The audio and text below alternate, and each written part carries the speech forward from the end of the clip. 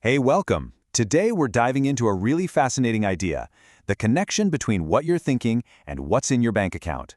We're going to look at how your inner world might just be the biggest key to unlocking the wealth you're looking for. So, let me just ask you this right off the bat. What if your thoughts were your single greatest financial asset? Seriously, not your job, not your investments, but the stories you tell yourself, day in and day out. It's a huge idea, and it's exactly what we're going to unpack. So, first up, let's talk about your money mindset. For so many of us, the biggest thing holding us back financially isn't the economy, it's not our boss, it's what's going on right between our own ears. How many of us have felt like this? So many people have a complicated, kind of poor relationship with money, and it's usually built on these limiting beliefs that we just picked up somewhere along the way, probably when we were kids. And these are the little nagging thoughts that hold us back, a lot of times without us even realizing it. Okay, so if the problem is in our heads, what's the fix? Well, the sources we're digging into today all point to one single, really powerful principle. And here it is, the law of attraction. Now, put really simply, it's the idea that whatever you focus on, you get more of. Think of it less like some kind of magic wand and more like a psychological tool. When you intensely focus on something, you're basically training your brain to spot opportunities, to notice people, and to find resources that were probably there all along, but you just couldn't see them before. The author Jack Canfield put it perfectly. He said, whatever you give your energy and attention to will come back to you. So when you're constantly focusing on abundance and what's possible, you literally start to see the world differently. You automatically start noticing and attracting more of those good things. So here's the bottom line. If we want to change our financial reality on the outside, we have to start by changing our story on the inside. It's time to kind of grab the pen and become the author of a brand new, much more abundant money story. Do any of these sound familiar? I bet they do. Money doesn't grow on trees. Or how about money is scarce and is super hard to get? Or this one, you can't be rich and be a good person.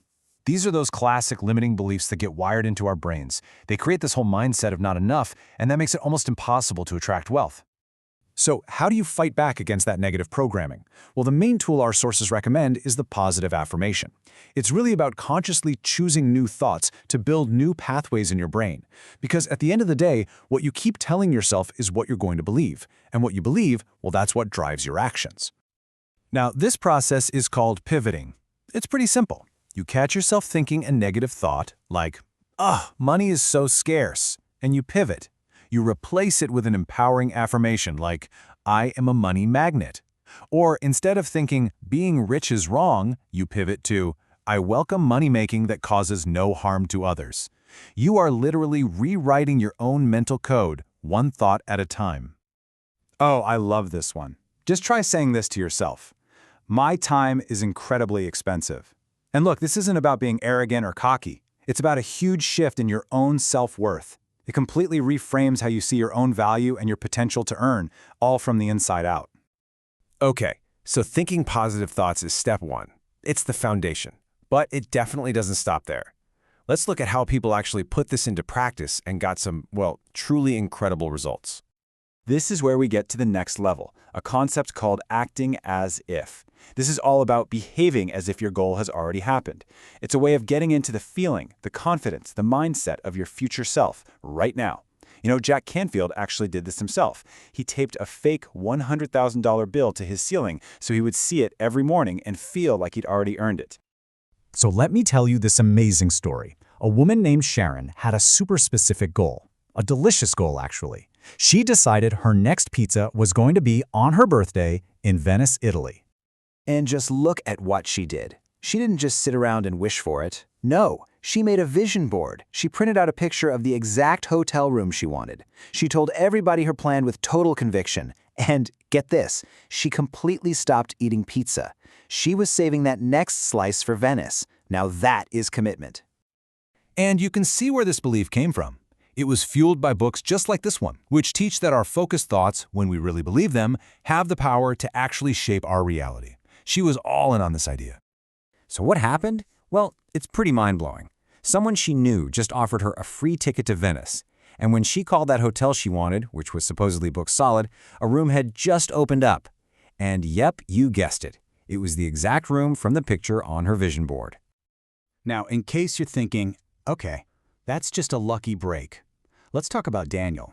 His goal was a little bigger, to buy his family's dream home in Maui, even though the best offer he could make was too low for the bank.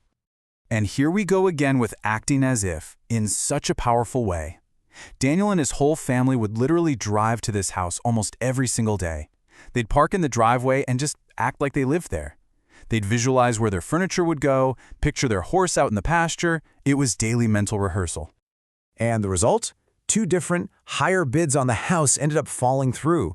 And after all that, the bank called Daniel and accepted his original, lower offer. It's like his unwavering focus and his actions just lined everything up in his favor. These stories are so inspiring, right? But they all point to one final, absolutely critical piece of the puzzle that makes this whole thing work. Okay, if you remember one thing from all of this, let it be this. This is not about passive wishing. The law of attraction does not work if you just sit on your couch, visualize $1 million, and then wait for it to show up. That's the biggest misconception out there. You have to take action. Your thoughts, your beliefs, they open your mind to opportunities. They give you the motivation, but you still have to be the one to get up and walk through the door. So a great first step?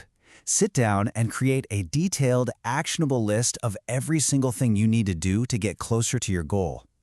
So I'll leave you with this question. After everything we've talked about today, what is the one concrete action, big or small, that you will take today to start rewriting your own money story?